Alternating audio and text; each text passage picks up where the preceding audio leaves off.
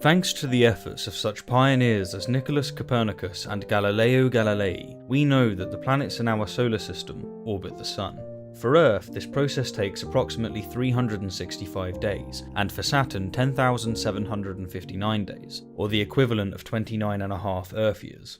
Indeed, if we lived on Saturn, we'd be very lucky to make the age of 3. Upon pondering this fact, the 9th century Islamic philosopher Al-Ghazali reasoned that if the solar system has existed in this form forever, as the Greeks believed, then we are confronted by an outrageously absurd fact. Despite the Earth's significantly quicker orbit than Saturn, both have made the same number of orbits. Infinite.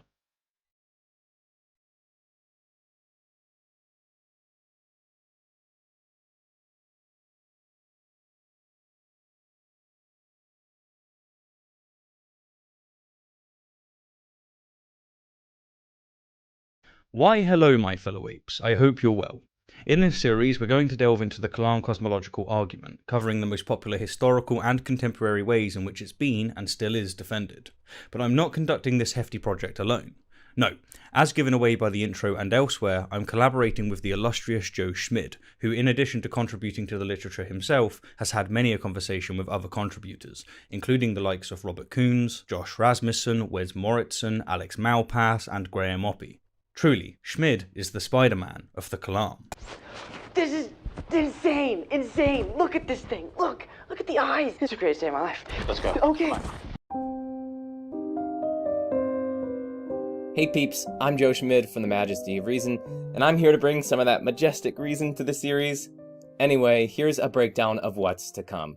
In this first video, we'll provide a brief historical overview of the Kalam, distinguish its stages and the two main forms of the argument, and finally define some terms.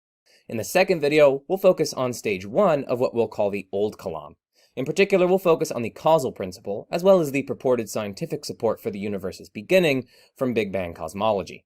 In the third video, we'll address philosophical arguments for the finitude of the past, based on the impossibility of actual infinites.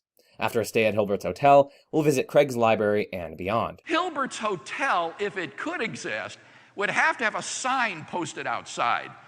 No vacancy. Guests welcome. In the fourth video, we'll assess even more philosophical arguments for the finitude of the past. In particular, we'll assess those based on the impossibility of forming an actual infinite by successive addition, the impossibility of traversing an actual infinite, and many more. In the fifth video, we'll shift focus to stage 1 of what we'll call the New Kalam. In particular, we'll discuss causal finitism, and assess the arguments and paradoxes leveled on its behalf. And finally, in the sixth video, we'll tackle stage 2 of the Kalam. We'll assess the various inferences to divine attributes made by proponents of the Kalam, and we'll also uncover potential problems that arise for God's relation to the beginning of time. Alrighty, let's get to it. According to Aristotle, the infinite is that what has no limit. For instance, the sequence of numbers is infinite because for each number there is another higher number that follows. Likewise, for each number, say minus 666, there is a number that precedes it. Given this, Aristotle reasoned, the universe must have existed forever, since for every day there is a preceding day. The better part of a millennia later, John Philoponus sought to challenge Aristotle's eternity, and in doing so vindicate the Old Testament account of the creation of the universe. Philoponus argued that if the present cosmological order had existed in its present state for an eternity of past time, then time and the past generations of men and plants and the other individuals of each species would be actually infinite. Or in other words, Philoponus reasoned that if the universe has always existed in its present state, then by the time Socrates was born there must have already existed an actually infinite number of human beings, which is a contradiction, since, upon Socrates' birth, the number of humans would have surpassed an actual infinite. What's more, he continued, since souls are immortal, then, by virtue of an infinite number of humans having already existed, there must be an actually infinite number of human souls in existence at this very moment, which he, like Aristotle, considered impossible. Thus, Philoponus and his followers were confident that they had proven that the universe can't be eternal, but many others were not so impressed, including Thomas Aquinas. In considering the argument from the infinity of souls, he remarked, "But this argument is not to the point, for God could have made the world without making men or creatures with souls, or he could have made men when in fact he did make them, even if he had made the rest of the world from eternity." Furthermore, Aquinas argued that just because the universe owes its existence to God, it doesn't follow that there must have been a time when the universe didn't exist. He writes, God, however, never lacks any kind of complementary cause in order to produce an effect. Therefore, at any instance at which God exists, so too can his effects, and thus God need not precede his effects in time. To bolster his point, he asks us to consider a footprint in the sand that has existed forever. Despite there being no moment before the footprint was made, we would still recognise, he argues, that the cause of the print was a foot. But wait! There's more! Aquinas also expressed that it hasn't been proven that an actual infinite cannot exist, stating, "It has not yet been demonstrated that God cannot cause an infinite number of things to exist simultaneously." But despite Philoponus' arguments holding little sway among Christian theologians, Islamic theologians embraced him with open arms, as they too were eager to vindicate the doctrine of creation. That the Islamic theologians knew of his works, wrote William Lane Craig, is evident from their bibliographical references. Springboarding from Philoponus, Al-Kindi, for instance, argued that any moment, such as the present, could never be reached if time were infinite. Before the present moment could be reached, an infinite number of former times would have to have elapsed. In his book titled The Kalam Cosmological Argument, Craig gave the example of dividing up time into hours. If we do this, then before this very moment was reached, an infinite number of hours would have to have elapsed. But, according to the argument, the infinite cannot be traversed. Consequently, the present moment can never arrive, and yet, it has. Which is absurd. Absurd. Al-Kindi's arguments are not, however, strictly tethered to causation, but rather time. In Craig's words, Al-Kindi does not argue that every event has to have a cause and that the series of causes cannot be infinite. The use of the causal principle is not to be found here, for Kindi's arguments are based simply on the notion of the succession of temporal segments. A few centuries later, however, Al-Ghazali did include the causal principle through reference to temporal phenomena. It is significant to note, Craig emphasises, that Ghazali does not, like Al-Kindi, base his argument on the finitude of time. Rather, he argues from temporal phenomena, not time itself. In The Incoherence of Philosophers, Al-Ghazali presents the following syllogism, and it has remained, more than less, unchanged. Every being which begins has a cause for its beginning. Now the world is a being which begins. Therefore, it possesses a cause for its beginning. Ghazali supports this premise by showing the absurdities involved in the supposition of the eternity of the world, that is, in an infinite regress of temporal phenomena. For example, it leads to the absurdity of infinities of different sizes, for Jupiter revolves once every 12 years, Saturn every 30 years, and the sphere of the fixed stars every 36,000 years. If the world were eternal, then these bodies will each have completed an infinite number of revolutions, and yet one will have completed twice as many, or even thousands of times as many revolutions as another, which is absurd. In concluding his chapter on Al-Ghazali, Craig reminds us that the fact that the solar system hasn't existed forever is irrelevant.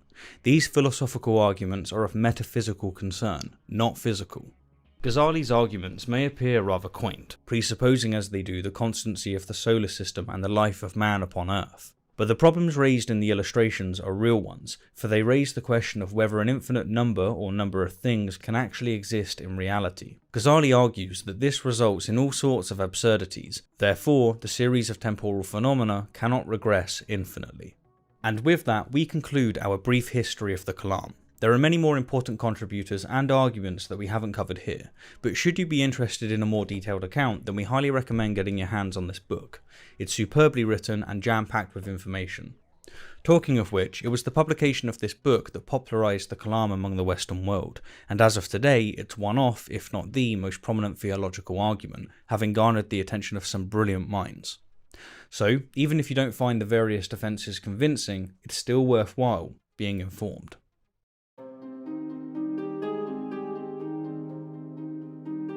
The Kalam can be broken down into two stages. Stage 1 aims to infer at least one first cause of the universe, or temporal reality, or causal chains, or physical reality, or what have you. It usually includes a causal principle plus a denial that some kind of infinity obtains. Stage 2 aims to infer important divine attributes of the entity arrived at in Stage 1. It can proceed via conceptual analysis, reasoning based on the causal or explanatory role the entity plays in Stage 1, or other features of the entity's effect, like beauty or order or fine-tuning.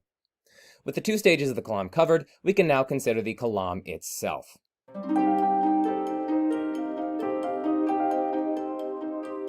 There are two major variants of the Kalam cosmological argument. The most familiar variant, the one championed by William Lane Craig among others, is what we'll call the Old Kalam. Old because it originated much earlier than the other variant. The other variant, what we'll call the new Kalam, is based on causal finitism, and has been championed by Alexander Pruss and Rob Koons and others. Whenever we speak of the Kalam, we're referring to both variants. Whenever we want to refer to only one of them, we'll just specify which. Okay, so on to stage 1 of the Old Kalam. The Old Kalam is defended by thinkers like Al-Ghazali, William Lane Craig, Andrew Locke, and many others. Our purpose in this part of the video is to sketch the Old Kalam, distinguish it from the New Kalam, and define various terms essential for understanding the Old Kalam. We won't examine the justifications of and responses to its premises until later on in the series. The premise-by-premise form of the Old Kalam's first stage runs as follows, and I'm sure many of you are familiar with this. Premise 1, whatever begins to exist has a cause. Premise 2, the universe began to exist. Conclusion, so the universe has a cause. The distinguishing feature of the Old Kalam is that it marshals arguments in support of premise 2 that don't rely on causal finitism, the view that every causal chain leading up to something must be finite.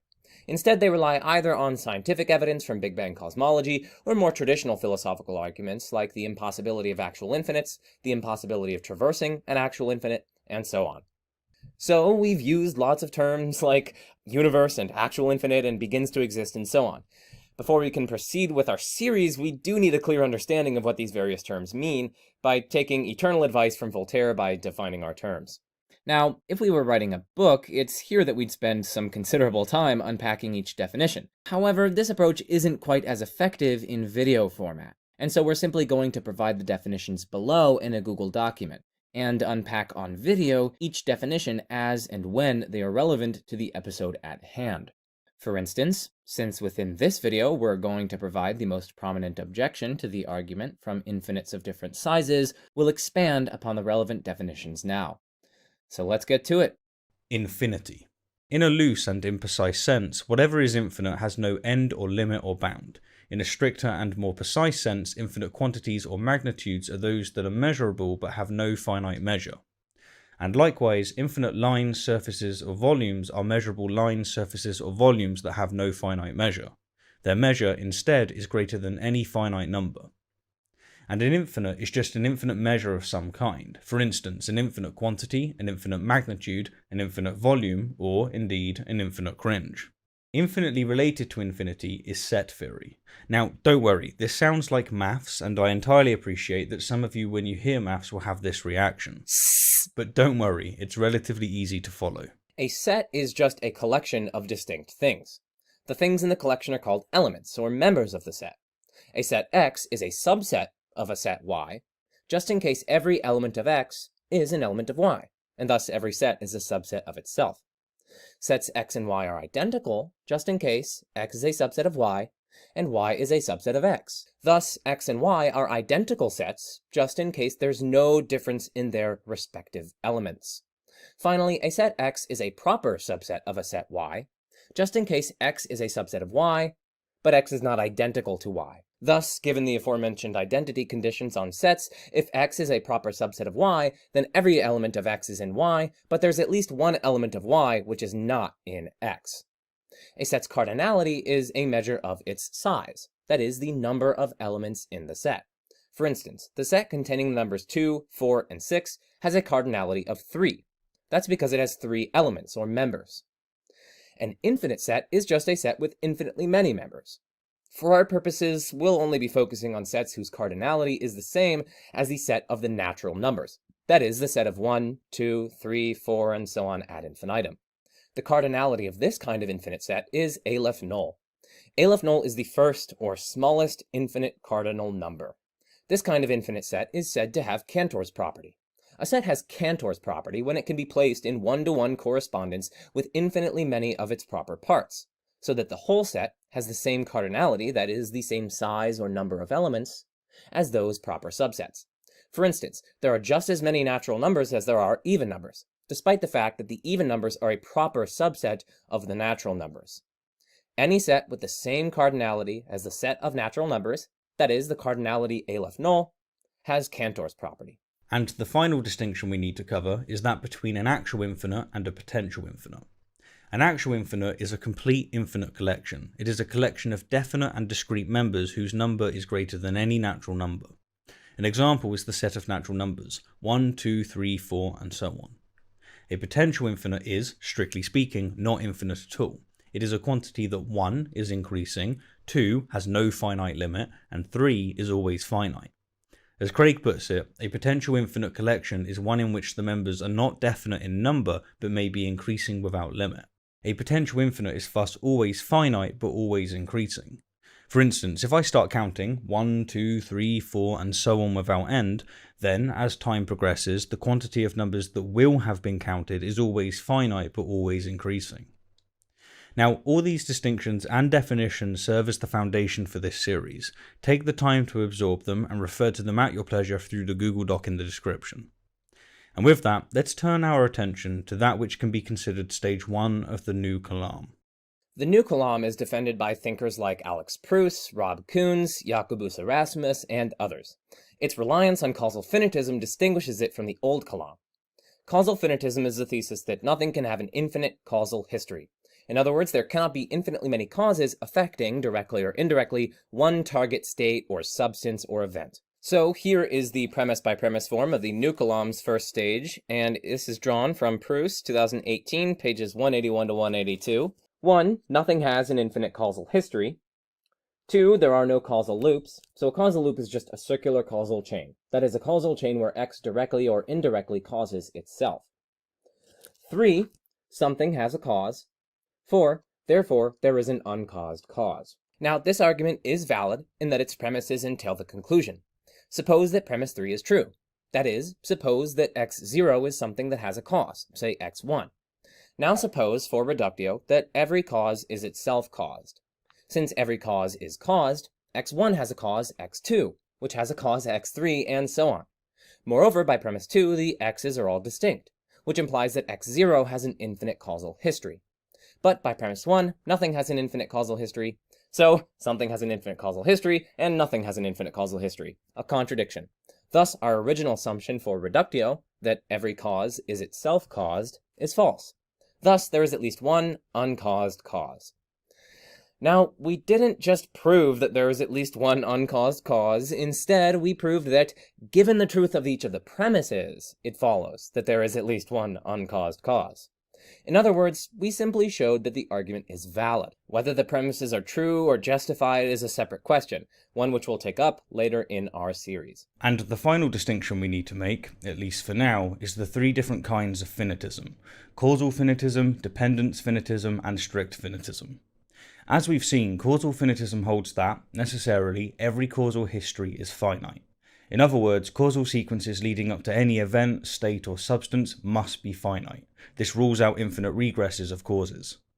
Other ways to articulate causal finitism include 1. There is no possible world in which there exists an infinitely descending chain of causal power dependencies. 2. Nothing can be affected, directly or indirectly, by infinitely many causes. And 3. There cannot be infinitely many things that causally impact one target state. All of these ways accurately capture the general thrust of causal finitism.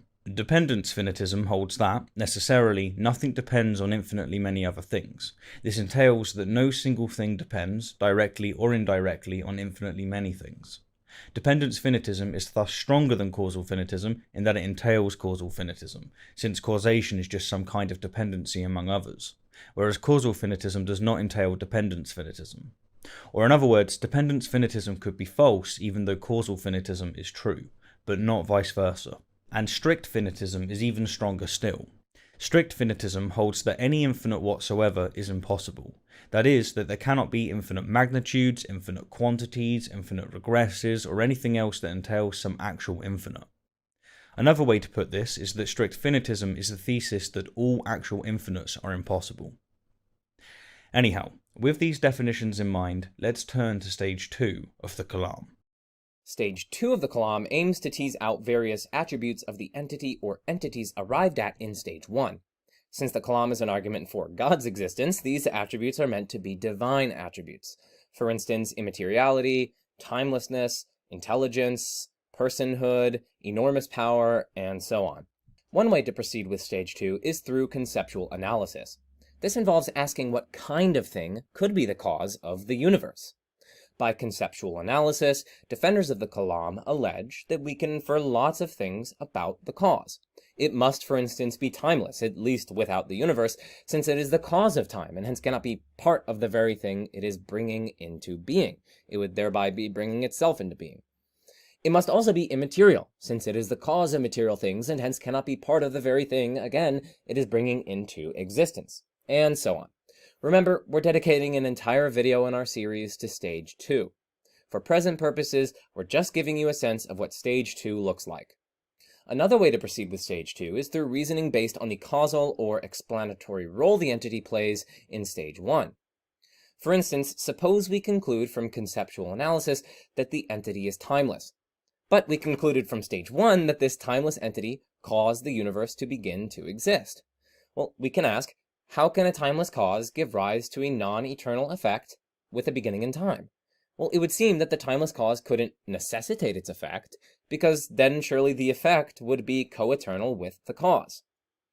But we purportedly learned from stage 1 that the universe is not eternal, and so it's not co-eternal with its cause.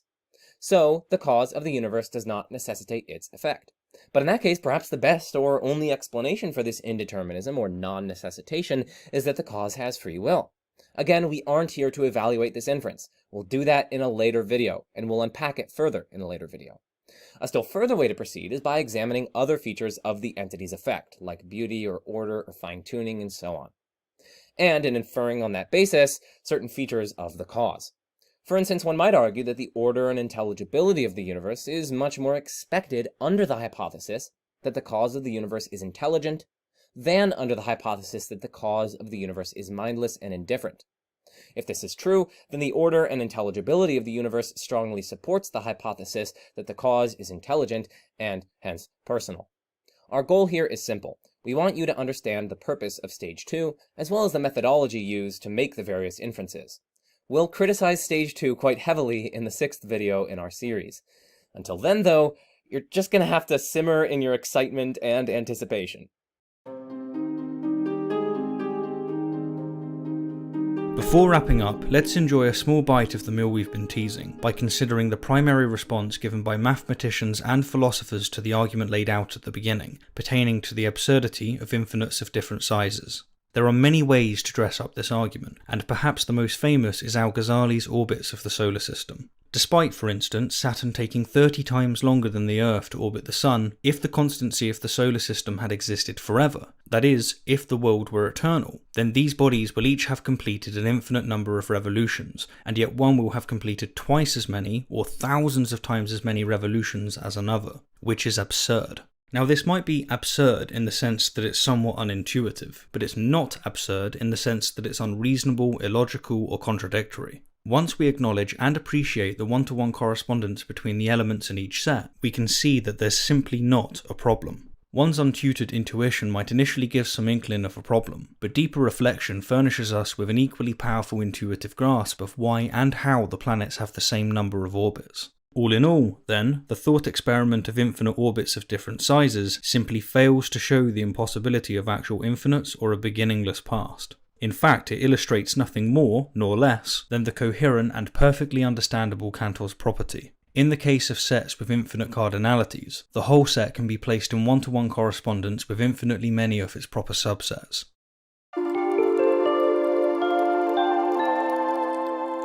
Alrighty, let's wrap this up. In this cringe-filled beaut of a collab, we've laid the foundation of our series on the Kalam cosmological argument. We began with a brief history of the argument, traversing from the eternal universe of Aristotle to the finite universe of Craig.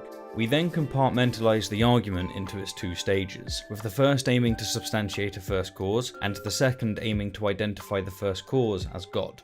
Pivoting from this, we discussed the differences between the old and new Kalam, namely the latter's marriage to causal finitism. Finally, we gave the standard objection to the argument from the absurdity of infinites of different sizes, which we'll expand upon in the relevant episode. Now, we appreciate that this has been a lot to take in, but since our goal is to make things as simple as possible to follow, we felt it best to start with what is, let's face it, a somewhat dry foundation. Clear language is the bedrock of communication, especially when delving into unintuitive philosophy. As Joe revealed earlier, in the next video we're going to focus on the Old Kalam, and more specifically the causal principle and purported scientific evidence supporting the universe's beginning from Big Bang cosmology. It will include a story pertaining to pigeon poo, so if that sounds like your kind of thing, then be sure to subscribe to us both. And if you happen to have an unquenchable thirst for Kalam content right now, then be sure to head over to Joe's channel. Those wonderful conversations I mentioned earlier are just sitting there waiting for you to watch them. Anyhow, as always, thank you kindly for the view, and an extra special thank you to my wonderful patrons and those of you who have supported the channel via other means.